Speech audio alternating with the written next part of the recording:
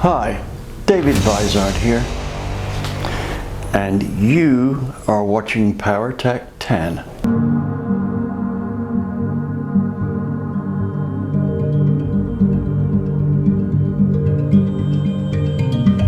So what's the subject of this episode of PowerTech 10?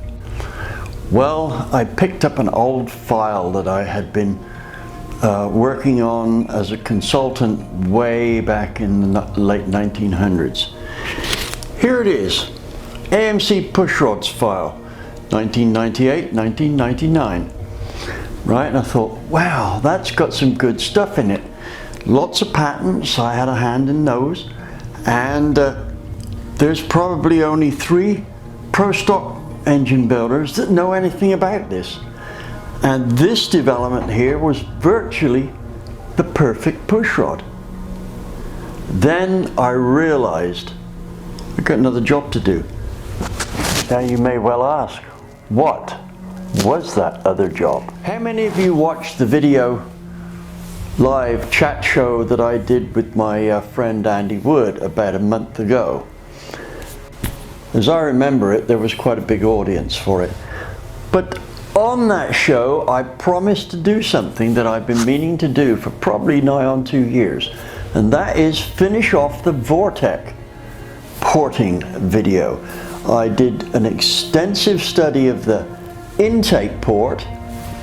The link will go across the bottom or the top or wherever, but we'll show it. Either the intake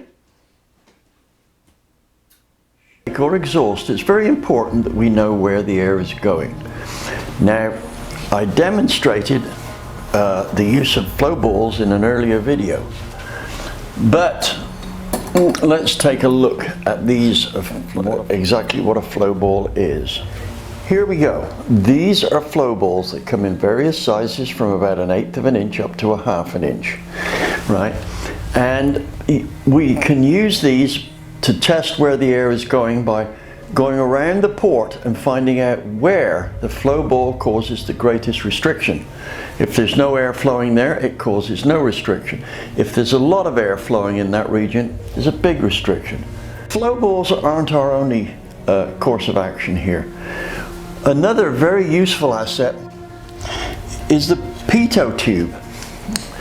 Right, now a pitot tube is what they use to measure the airspeed on aircraft, and it has a well, most pitot tubes, in fact all of them, are what they call balanced pitot tubes. In other words, they have a static pressure head and a dynamic pressure head, and they look at the pressure difference between the two. Now, we don't need to get that sophisticated, and the problem is with most pitot tubes that you can buy, they're not very good at getting round corners because they're made of stainless steel. And the intake one is very difficult to use because it has to turn around in the port and face the manifold face. Here's what I use. This is simply a screen washer hose with a piece of welding rod put in there and a loop bent in it here so that it stays put. Now the beauty about this is you can go in the port like this.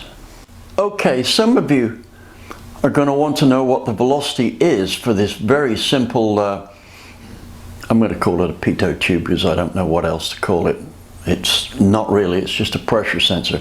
But the answer, if you want the actual velocity, is in this book here on page 71. On that page you will find a graph here, and it gives you the velocity on the intake and the exhaust for this style of probe, right? And this is the sea level velocity. But you don't need to know this velocity absolutely on the money. More importantly, you need to know where it's fast and where it's slow to within fairly consistent limits.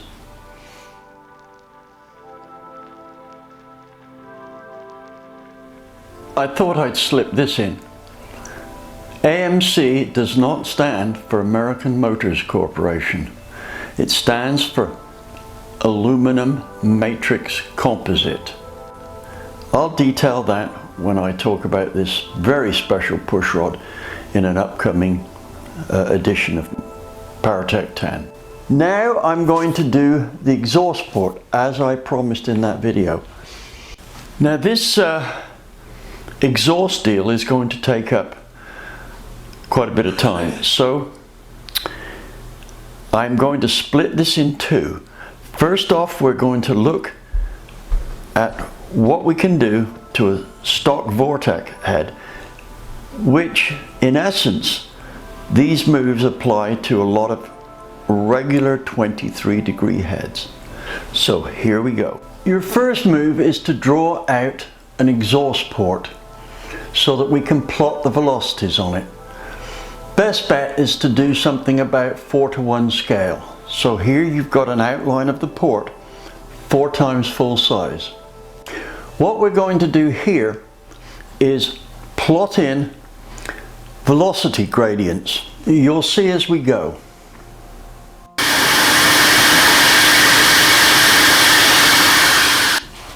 As may be expected, the fastest part of the port down in the port is just towards the end of the pinch that's caused by the port wall and the guide boss. That's not right at the beginning of the guide boss, that's like from halfway down its length to the end. So that's obviously an area we need to take care of. Also, we find that the fastest part of the port is up here. Again, not unexpected. But let me show you the map that I've drawn. As you can see, it looks like a jumble of lines. But in fact, what it is each line represents a velocity, right? So this line here, everything in this area here is going at 290 feet a second.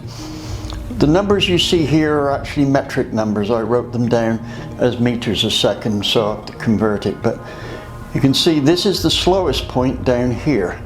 Next slowest over there. So it's busy here, across here, and here. And fairly strong, as again you'd expect in the center. Now we've got to turn those lines into something meaningful and then cut the port accordingly. What you see here is a computer generated map of all those lines that I showed you on the paper. Right, I'll zoom in close so that you can see where the fast and slow spots are. So let's do that. Here and here, the air is coming out of the port, these dark red spots here, at around about 290 feet per second. Here it's a little bit slower, about 280. Down here and here, the light patches, it's down to 140 feet per second. Across here, we're looking in this area here around 250, 260, right? And again, it's got a fast spot here, but look, there's a slow spot there, right? So that's as things stand with our stock port. These are the areas that we need to deal with here, and it'd be nice if we could get this area bigger so that it flowed down here. Not an easy task, but when it's ported it will be better down there. We're not going to fix this. Okay, so now let's get cracking and sort out what we've got here. We need to leave the floor of the port alone because that's the slowest part already, but up here it's moving very fast and it's being constricted either side of the guide boss. Now this is a situation which pertains to the stock port, right? As we modify it, we may be changing those things, so we have to keep an eye on that. But the first thing we've got to do is skinny down that guide boss, and as you may expect from the flow curves, we've got to cut a better seat on it. Well, it's about time for us to check out the stock Vortec flow figures, the exhaust flow figures, that is. Well, here we have the flow numbers.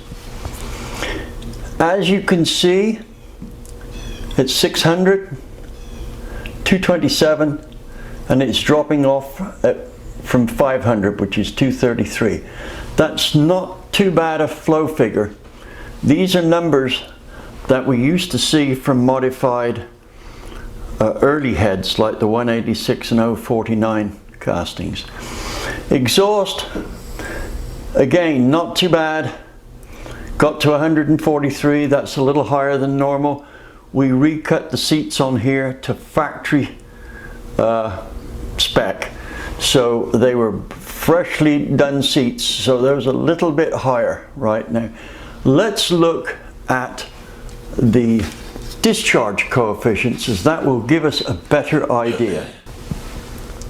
Exhaust discharge coefficient, and remember we did recut the seat so it was in brand new condition, is not too bad, but it drops very quickly. Not as fast as some heads, but on average it doesn't go below about 54% efficient, which is good. There's many a stock cylinder head that comes down to here in the high 48s. So the exhaust is pretty good. Flow here wasn't very good. That's understandable. We've got a big sharp edge there, worse than most aftermarket heads. Most aftermarket heads have a large boss here, but at least it's rounded, right? So we can tell from the velocity probe work that we need to widen this here, round this off here, and widen the equivalent the other side. First thing we're going to do though is we're going to streamline this a bit more, right? Cut this so it's like that, because that's also a big impediment. Here you can see I've cut the boss away to eliminate that large pad it had where the valve actually went in. So what did it do to the flow? It was pretty effective. Let's just check that out. As we can see from these curves, there was a small gain, and of course it's all at the top end. At low lift it's the valve seat, at the top end it's the port. Here's how the port looks when we've done some moderate cutting in these two areas. That's either side of the boss. This isn't as much as we could go, but this is an easy amount to take off, so try and use this as a guide. Our next move will be to put a bias on here, and I'll show that being done in a while. Well, cutting down either side of the guide boss, just a mild amount, nothing drastic at this stage, resulted in this curve here. Doesn't look too much, but that's the previous curve, and it looks a whole lot better if we compare it with where we started. So let's just do that now.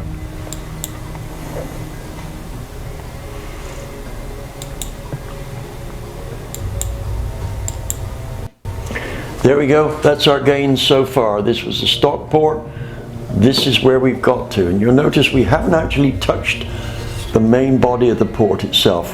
We've just made the guide more aerodynamic.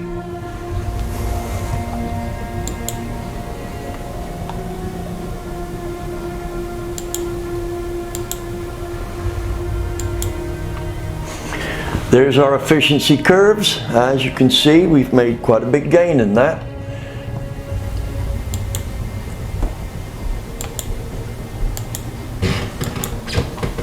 And here's our port velocity. We've made a fairly sizable gain up here.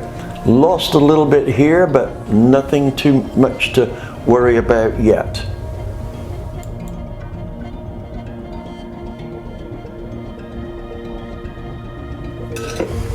Here's the bias applied to the port.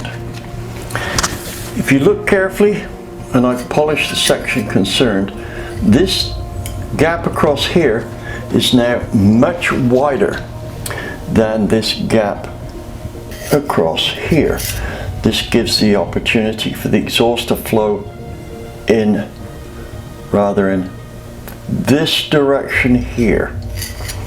Right, so let's go and check it and see what that does to the flow.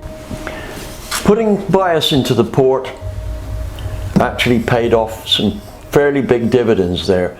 This was the test, but prior to that, that's where we modified just the width of the guide and the amount of room down through beside it, and the rounded off the front face, the flat front face of it. Putting the bias in really helped. It's very interesting now to look at the SAE discharge coefficient, because that's very revealing. Look, it started to climb steeper here, right? The flatter this curve is, like that one, the more there's an indication that we need more bias in the port.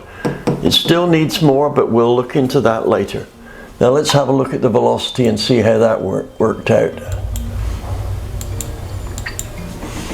There's a velocity increase. So we didn't take much out of the port, but we managed to get some good velocity increases. Now let's see where we've gone compared with where we started. Right, let's go to the CFM there, calculate. Now we're getting somewhere, but we're only going to be lifting the exhaust valve somewhere about here. So all this gain up here isn't relevant yet unless we put in a fairly high lift camshaft. Now remember, at this point we still have the 1.5 valve.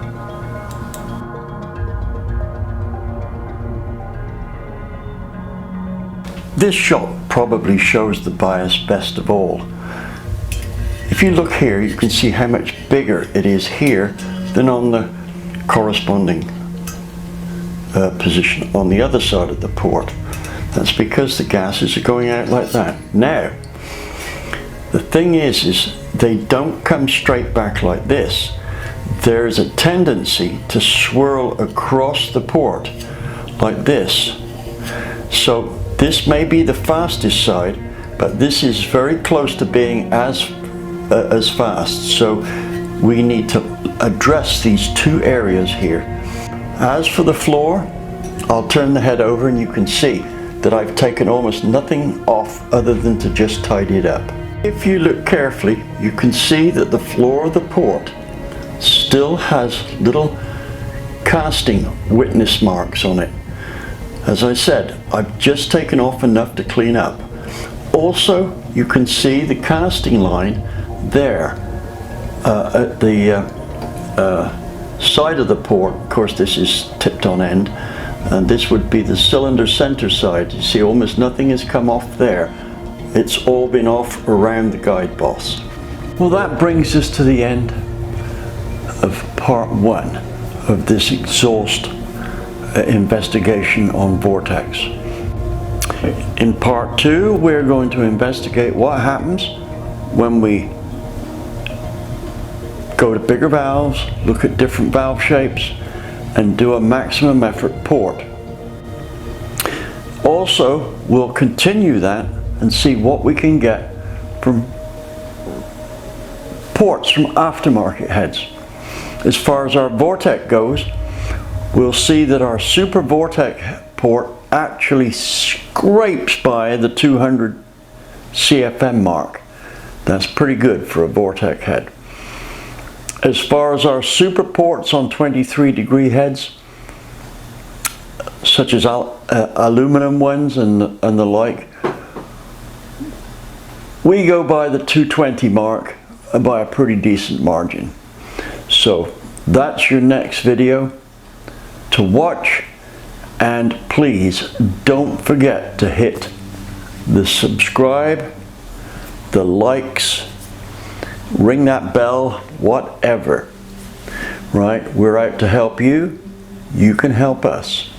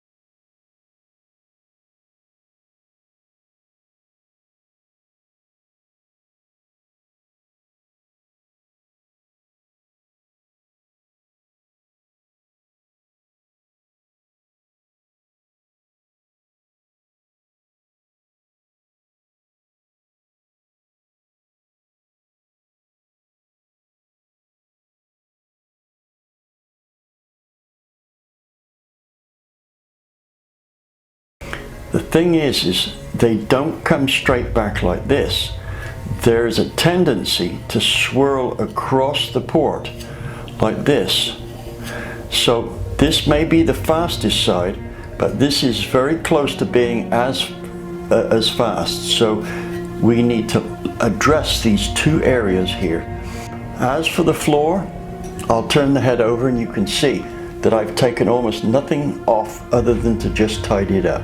If you look carefully, you can see that the floor of the port still has little casting witness marks on it. As I said, I've just taken off enough to clean up. Also, you can see the casting line there at the side of the port. Of course, this is tipped on end, and this would be the cylinder center side. You see almost nothing has come off there. It's all been off around the guide boss. Well, that brings us to the end of part one of this exhaust investigation on Vortecs. In part two, we're going to investigate what happens when we go to bigger valves, look at different valve shapes, and do a maximum effort port. Also, we'll continue that and see what we can get from ports from aftermarket heads. As far as our Vortec goes, we'll see that our Super Vortec port actually scrapes by the 200 CFM mark. That's pretty good for a Vortec head. As far as our super ports on 23-degree heads, such as aluminum ones and the like, we go by the 220 mark by a pretty decent margin. So that's your next video to watch, and please don't forget to hit the subscribe, the likes, ring that bell, whatever. Right? We're out to help you. You can help us.